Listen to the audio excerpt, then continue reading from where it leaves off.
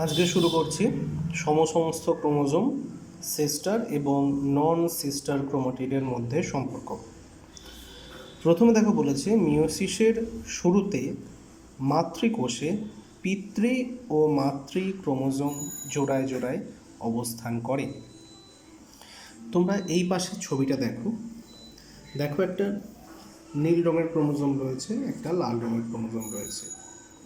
এই ক্রোমোজোমের মধ্যে দুটো ক্রোমোজোম রয়েছে, মানে দুই ধরনের, এই একটা ক্রোমোজোম আর এই একটা ক্রোমোজোম। এটা হচ্ছে একটা সেট, এটা একটা সেট, মানে পিতৃ ক্রোমোজোম এবং মাতৃ ক্রোমোজোম সবসময় জোড়ায় জোড়ায় অবস্থান করে। এই যে একটা সেট, এর মধ্যে দুটো ক্রোমোজোম রয়েছে, এই একটা ক্রোমোজোম এবং এই একটা ক্রোমোজোম। এর মধ্যে একটি মাতৃ ক্রোমোজোম এবং একটি হচ্ছে পিতৃ ক্রোমোজোম। এই ধরনের ক্রোমোজোমকে সমসমস্থ ক্রোমোজোম বলা হয়। এরা জোড়ায় জোড়ায় অবস্থান করে। এখানে সংজ্ঞাটা পড়বে, সমসমস্ত ক্রোমোজোমের যে সংজ্ঞাটা বক্সের মধ্যে দেওয়া রয়েছে। আকৃতি, জিন, সজ্জারীতি এবং সেন্ট্রোমিয়ারের অবস্থান অনুযায়ী এবং তার বৈশিষ্ট্যের উপর ভিত্তি করে পিতৃ এবং মাতৃ ক্রোমোজোম দ্বয়কে সমসমস্থ বা হোমোলোগাস ক্রোমোজোম বলা হয়। এরপরে দেখো লেখা রয়েছে পরের প্যারায়, জোটবদ্ধ সমসমস্থ ক্রোমোজোম দ্বয়কে বাইভ্যালেন্ট বা ডায়াড বলা হয়। এই যে জোটবদ্ধ ক্রোমোজোম রয়েছে এটাকে বলা হচ্ছে বাইভ্যালেন্ট বা ডায়াড, মানে ক্রোমোজোমটাকে না, এই পদ্ধতিটাকে বলা হচ্ছে বাইভ্যালেন্ট বা ডায়াড। এরা একসঙ্গে যে যুক্ত হচ্ছে এটাকেই বলা হচ্ছে বাইভ্যালেন্ট বা ডায়াড।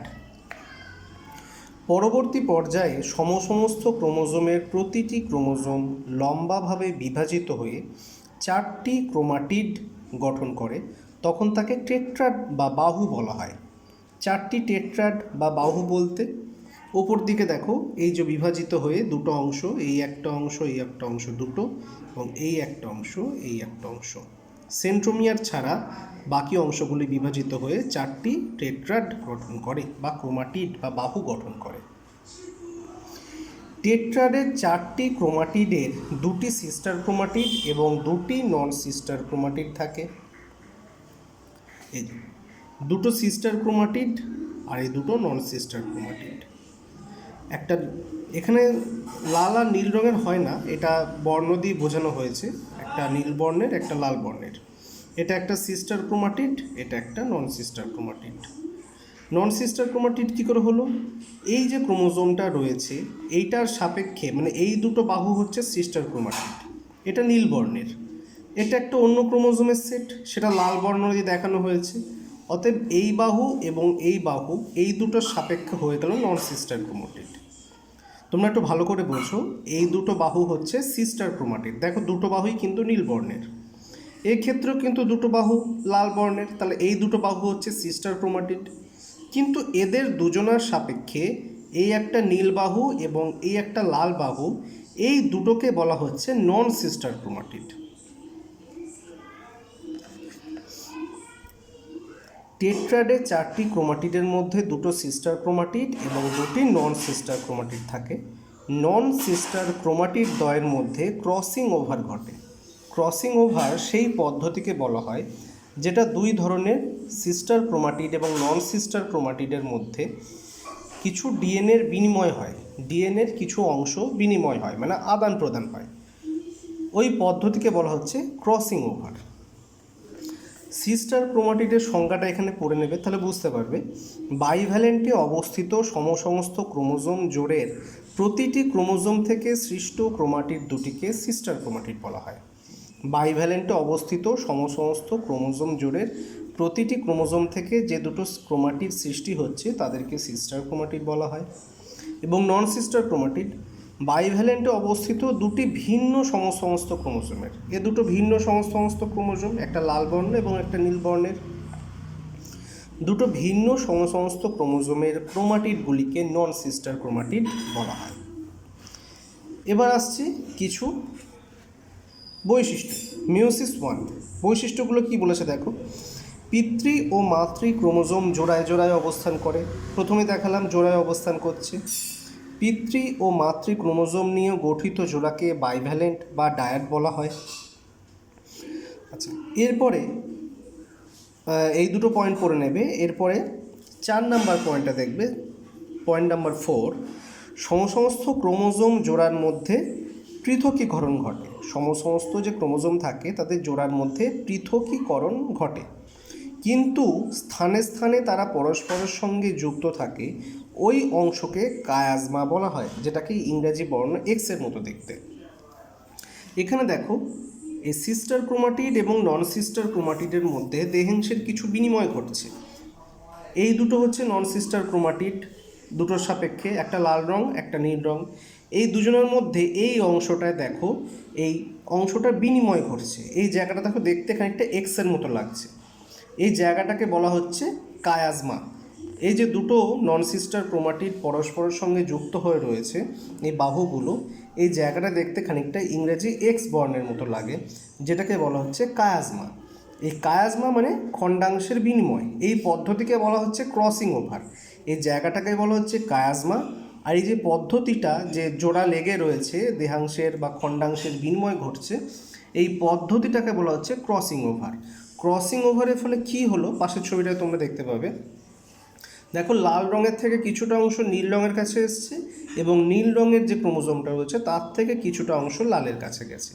এখানে ডিএনএর কিছু পরিবর্তন হয়, ডিএনএর অংশের পরিবর্তন হয়। এই পদ্ধতিকে বলা হচ্ছে ক্রসিং ওভার। এটা একটু ভালো করে পড়বে, তাহলে জায়গাটা বুঝতে পারবে। আর যদি বুঝতে না পারো আমাকে অবশ্যই জিজ্ঞাসা করবে। তাহলে এই জায়গাটা পড়বে, নিচের যে লাস্ট লাইনটা রয়েছে, কায়াজমা অঞ্চলে নন সিস্টার ক্রোমাটিড দ্বয়ের মধ্যে দেহাংশের বিনিময় ঘটে, যাকে ক্রসিং ওভার বলা হয়। এর পরের পেজে মিওসিস 2-তে যাবে। মিওসিস 2-তে দেখার মতো কিছু নেই বা পড়ার মতো কিছু নেই। তারপরে রয়েছে ক্রোমোজোম সংখ্যা হ্রাস, যেটা তোমরা পড়েছো এর আগে, মিওসিস 1, মিওসিস 2, এটা তোমরা আগে পড়েছো। ক্রসিং ওভার কাকে বলে, এই সংজ্ঞাটা তোমরা একটু পড়ে নেবে। পদ্ধতি, এখানে বৈশিষ্ট্য রয়েছে, ক্রসিং ওভার পদ্ধতিতে ক্রোমোজোমের মধ্যে জেনেটিক পদার্থের বিনিময় ঘটে। জেনেটিক পদার্থ বলতে জিন, তার মানে আমরা ডিএনএ বুঝি। এর ফলে উৎপন্ন গ্যামেটগুলিতে নতুন নতুন বৈশিষ্ট্যের সঞ্চারণ হয় বা প্রকাশ ঘটে, এটা। এরপরে পদ্ধতি বলেছে, পদ্ধতিটা তোমরা দেখবে, দুটি সমসমস্ত ক্রোমোজোম জোট বাঁধে, অর্থাৎ বাইভ্যালেন্ট বা ডায়াড গঠিত হয়। এই পদ্ধতিকে সাইন্যাপসিস বলে। এই যে দুটো সমসমস্ত ক্রোমোজোম একসঙ্গে যুক্ত হচ্ছে, সেই যুক্ত হওয়াকে বলা হচ্ছে ডায়াড বা বাইভ্যালেন্ট। কিন্তু যুক্ত হওয়ার পদ্ধতিকে বলা হচ্ছে সাইন্যাপসিস। এটা ভালো করে পড়বে। সাইন্যাপসিস এবং সাইন্যাপসের মধ্যে পার্থক্য আসে। সাইন্যাপসিস হচ্ছে এই সমসমস্ত ক্রোমোজোমের জোট বাঁধার পদ্ধতিকে বলা হচ্ছে সাইন্যাপসিস। এরপরে সাইন্যাপস আছে, যেটা তোমরা নিউরনে পড়েছো, ওই যে একটা নিউরনের শেষ, অপর নিউরনের শুরু, মাঝখানে যেটাকে বলা হয় সাইন্যাপস। পার্থক্য আসে সাইন্যাপসিস এবং সাইন্যাপসের মধ্যে। 2 নম্বর পয়েন্ট দেখো, বাইভ্যালেন্টের প্রতিটি ক্রোমোজোম দুটি করে ক্রোমাটিড গঠন করে, এর ফলে টেট্রাড গঠিত হয়। টেট্রাডের নন সিস্টার ক্রোমাটিডের মধ্যে ডিএনএর খণ্ডের বিনিময় ঘটে, যাকে ক্রসিং ওভার বলা হয়। আর ডিএনএ সংশ্লেষ স্থানটি এক্স আকৃতি ধারণ করে, যাকে কায়াজমা বলা হয়। এই জায়গাটাকে বলা হচ্ছে কায়াজমা। তারপরের পেজে দেখবে মিওসিসের তাৎপর্য। এই তাৎপর্য এখান থেকে 2 বা 3টে তোমরা পয়েন্ট মানে এক্সপ্লেন করতে হবে, ব্যাখ্যা করতে হবে, পড়ে নেবে, 2 নম্বর থাকে। প্রথমের পয়েন্ট রয়েছে প্রজাতির ক্রোমোজোম সংখ্যা ধ্রুবক রাখা।